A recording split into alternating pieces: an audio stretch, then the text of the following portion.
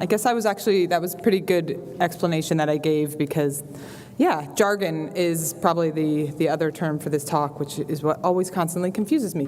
But yeah, hi, my name is Rosemary. I work at National Geographic, and I'm going to be talking to you all today a little bit about Blender.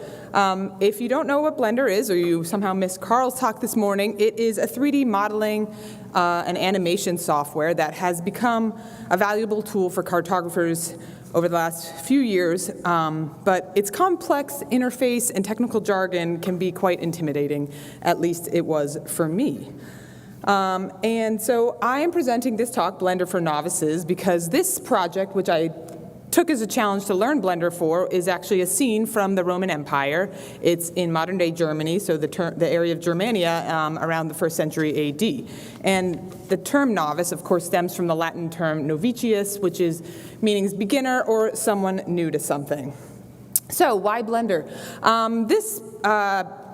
This project that I learned Blender for was just one part of a larger story about a couple of archaeological digs that were found in modern-day Germany, but tied back to the Roman Empire. And between the two archaeological, the Roman fort and outpost, it helped historians figure out that there had been a Roman prospecting mine for silver there, and while silver wasn't found there by the Romans, it was discovered there centuries later, and it was quite a lot of silver, so if the Romans had found that, then it could have changed the course of history. But yeah, so the reason I chose to use Blender was actually because my colleague, Monica Serrano, she was the one who made this initial render on the left there. She had already been doing, she uses Blender herself and had already been doing some work modeling out the fort and the location. And we figured out that the relationship between the fort and the outpost across this river valley was really important, and a perspective map was the best way to show that. And along with Monica, I have another colleague, Ben Scott, who had just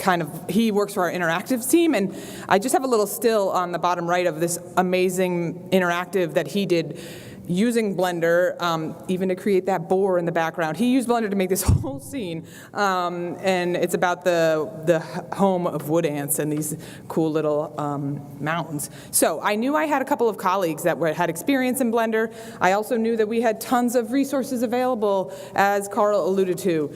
Last year, I was really thinking about this project actually at NACIS last year, and there was a couple of great talks about Blender from Peter Atwood, who's here, and Andrew Terrell, and I'm always super inspired by the scenes that Tom Patterson puts out, but most importantly, give kudos to Daniel Huffman and his amazing resources, his tutorials about creating shaded relief and simple oblique. They really are the textbooks that I followed to get into this, and so I link them at the end and give them all the resources. So yeah, like I said, I've always just been interested, who isn't, by these beautiful 3D renderings, and I thought, wow, like the works of Tom Patterson, Eric Knight, and of course the great Heinrich Baron, how hard could it be? Turns out very hard, still really, really hard. This is a GIF showing the 50-odd renderings that I made throughout this project. From anything from figuring out the camera angle, how much extrusion to give to your elevation model, what layers to put in, how to light it, what color should the trees be, what color should the water be, all of those things. It was really hard. But in the words of Bob Ross, we don't make mistakes, we just have happy accidents. So I'm about to share with you a few carto hacks for working in Blender. In the spirit of Practical Cartography Day, I'm going to be doing a demo at the end, so I think that's do as I say, not as I do. Because of that, I'm going to speed through a bunch of slides. Like everyone else, please take the time. I'm going to provide these slides. This is really just me trying to translate some of the terminology that I've learned about Blender. It might be the wrong terminology, but I selfishly made this so I could use it as a resource to go back and be like, what did I learn while I was building the plane while flying it? So let's get right in. Blender is super customizable, which is all well and good, but also confusing, because sometimes when you open up the workspace or you open up a file that somebody gave to you, it might look different. But this is generally how the workspace is set up. You have an editor on the left. In this talk, I'm only going to be talking about two editors, a shader editor, which you see there, and a geometry nodes editor. And then you have a viewport on the right, which is giving you a preview of what your render is going to look to be. On the right-hand side is a sidebar. I don't know if that's the actual technical term. I Googled it, and somebody said it's called the sidebar. But yeah, so when you're in Blender, this upper left-hand corner, there's a circle. You can click on that, and that's where you see all these different options for different editors. Again, I'm only going to be talking about the shader editor and the geometry node editor today. These are nodes. They're all these little pieces that you put together and you use them to link to images, to add color, and then you kind of connect them up as my colleague Ben, he would explain it like connecting a socket. Lots of times you're going to see things like this where I'm not going to go into the explanation because, again, Daniel, Peter, people have done much better explanations of what these things actually are and do. Lots of times you're going to just see something like this, and I recommend you try to mimic this. You copy it down and you connect it the way it connects and see what it does. So I did that. Again, I'm under the assumption that you've gone through both of Daniel's tutorials. They'll really get you to this place where you have some relief, it's rendering, and I threw on some color, and this is great. But I'm like, okay, how do I get my data in there? I don't know the next step. Sort of the reverse of this GIF. It was like, how do I get the data onto the scene? I don't get it. Okay, so I had to watch these videos a few times, but I found these tutorials by a gentleman from the UK called Owen Powell. I found them really useful because he kind of just goes through his whole workflow, and then I only found this YouTube video last week when I was, again, putting this talk together, but Peter has this great one about relief shading, and they both mentioned that you can use a simple black and white mask. So that made sense to me. The caveat to this is you want to make sure that your masks are at the same extent as your raster. And so you can use any GIS software to just clip your data. In this case, this is land cover data. And just make sure it clips to the same extent as your raster. So then when you bring it into Blender, it will load right on top. I made a little demo file, not of Germany. Anybody know where this might be? Woo, woo, yeah, we heard some Narragansett, Rhode Island, Southern Rhode Island, good job. My favorite place, and Andrews too. Okay, I was gonna get into a demo now, but I'm gonna just run through all my slides and do the demo at the end. So, when you're trying to apply color, we basically, Ben explained it to me as you have all these different shader nodes. These groups of shader nodes, you have an image node, which is in the brown, you connect it up to a color node, which is this HSV color, and then you put them together with a mixed node, group them up, and that's basically equivalent of a Photoshop layer. And so when he explained it to me like that, that made sense, and I'll show you. So each of these is connecting to a mask and applying the color. And then if you want to make them more complex with textures, you just add in more of these nodes. You can add in a bump map, you can glossify it, you can do all these things. Once again, I did not create these. Ben, I would go over and be like, hey Ben, I want the water to look like this, and then he did it, and then I would play around with it a little bit. So all of these things are here for you to kind of see how they connect up and hopefully not be as intimidated as I was. The second step, which is really important, is lots of times people will just be creating the relief using a shader node. That's what Carl showed this morning. That's what Daniel's tutorial will have you do.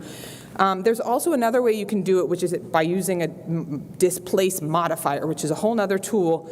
And the reason you do that is because that's actually adding the Z value to your plane, and so that when you put trees and rocks and things onto your scene, they actually sit on that. They don't just sink through the image. And so, again, the modifier is something that you add on the right-hand side. You'll have been doing a subdivision modifier when you kind of run through the tutorial. And so, again, these are just terms that I'm hoping to help you understand a little more. So when you Google, how do I do this thing, you can use the right term. Running through this, I will hopefully get this in the example, but again, lots of times you have to kind of crank down the strength, you have to change lots of little toggles and things like that. And then how do you add on those trees? So this is where you're going to start using the geometry node editor. Ben recommends, and he did this for me here, where it's like you have your masks and you just apply a simple cube to it and maybe give it a color. That way you can see that your masks are kind of showing up in the right place, and maybe they have the density that you want. And so again, so the geometry node editor now is here at the bottom of my screen. Again, you can add this on, and so now I have 3 windows, and I still have the shader editor, which is where you're controlling the color. I still have the viewport where I can kind of preview what it might look like, and then finally I'm in the geometry node editor, which again is kind of like a combination. Everything is like one of those Russian dolls. Everything is nested together and together and together, and you kind of have to just dig into them to start to figure out how they connect up. So these are all slides directly from Ben, but I do think they give a good explanation of, you have an object, it's linking up, and then visualizing how it's put onto the model. But I'm going to, again, kind of run through these because I still think seeing how it's done. So this is like an export that I created, and I was like, here we go, I've got all the pretty layers. And then I would say, okay, I think we want some forest, and I think we want some grass, and I think we want some bare earth and rock. And then, this is an early render, but Ben would come back with something like this, where we can say, okay, yep, we're applying textures. And then this is kind of alluding to the last step. Oh, I forgot to set a timer. Anywho, where this is how you can kind of see what the masks look like in Blender. And one of the cool things that you can do in Blender is you can actually edit the masks directly there, the texture paint. So here is the demo. What I'm going to show you is where we actually have physical low-res trees being rendered. And so I can, if I have this and I said, oh, this is modern land cover, that was a really thing I struggled with this project in general. It was like, what did Germany in the 1st century AD look like? I have a hard time as a geographer, oftentimes like using my artistic license, but I did with this. And so we knew this is a modern day picture of the Blaskoff, which literally means bare earth. So we're like, okay, we knew that at least currently it still has a bare earth, and we knew that that's actually why they started mining there, because there were signs of lead poisoning, which is a sign of possible silver.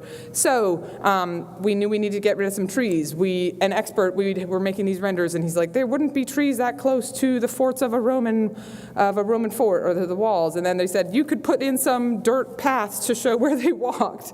And so those are things that I started doing towards the end of the whole project, was drawing in these little scenes and getting them to display. Okay, so now we're going to get into Blender, and I'm going to try to show you some of those things. And I know I'm speeding through this, so, but once again, here's your scene. Here is the viewport where you can spin around and get really lost. This is the shader editor. Let me just make this a little larger for you all. And I just think it's pretty cool. So you unhook these sockets, and then you connect this up, and this will again show you all of those individual masks now are rendering into the scene. If I can do this really quick. So this is really what I did. Ben would just give me things. So I recommend you find a file, you can take this demo file, you copy and paste it. And so what I'm going to do here is I'm disconnecting the ocean, and then I'm going to run in here. I only learned this last week. You can join things together, which helps to organize stuff. And then I'm going to change the mask that this one is pointing to and open up the agriculture mask, and then you give it a new color. And so all of these things are kind of like a waterfall, and they all will render one on top of another. And so you have two sockets in your mix node, and you kind of point that in, and now you have the agriculture running. And then I'll zoom out, and I will connect this one back to that other mix node. And again, they render from the top down. And so here you can see how we're applying color. And let me see, I might just skip. So there were other ones. I'm going to just actually skip to the rendering. I don't know how much time I have, Lily, so I'm just going to skip to this one. How many? 2, yeah. So basically I had another file where there were more complex renderings where you were adding in noise and things like that to give it more of a style. This is here where you're seeing sort of the final end product. It's a smaller area because once you start bringing in 3D objects, it kind of can make the rendering, or at least the previewing, quite a bit slower. So we have just a smaller area. But here again, so you have this shader view editor where you have all of the files that have the color, that are applying the shades and the textures. And if I actually, and then down here are the geometry nodes where you're seeing the objects actually put in. And if I change this texture paint, I'm on the forest mask, and I bring this up, this is where you can actually start altering your scene within Blender, which I know, honestly, I know tools like Natural Scene Designer also do that, and I'm sure there are other things. But so you have a paintbrush over here, and you can change the size of the radius and the strength of it, and you start painting around, and you can see that reflected over there, and they're like, yeah, let's add some trees in Narragansett Bay. Oh no, I only actually wanted them in Beavertail. So we go down here, and then we erase them in, and things like that. I just found this actually quite intuitive and really fun to work with, and this is just a really fast preview. And I just wanted to show you that you can be, you can come up. I did not make this alone. Like I said, Ben helped me out a lot, but it was like, you can teach an old dog new tricks. There are lots of amazing tutorials and resources out there. If you have questions, please ask me. I'm like the least technical person out there. So if I can try this and get somewhere, you can too. And it was pretty fun. But talent is a pursued interest. In other words, anything you are willing to practice, you can do. And I think I might just make models by hand now because that was really hard. But if you want to see If you want to see the story, I have a couple issues of National Geographic. I did link to the digital story too. And thank you for your time. Do we have time for questions? No questions. Okay. Bye.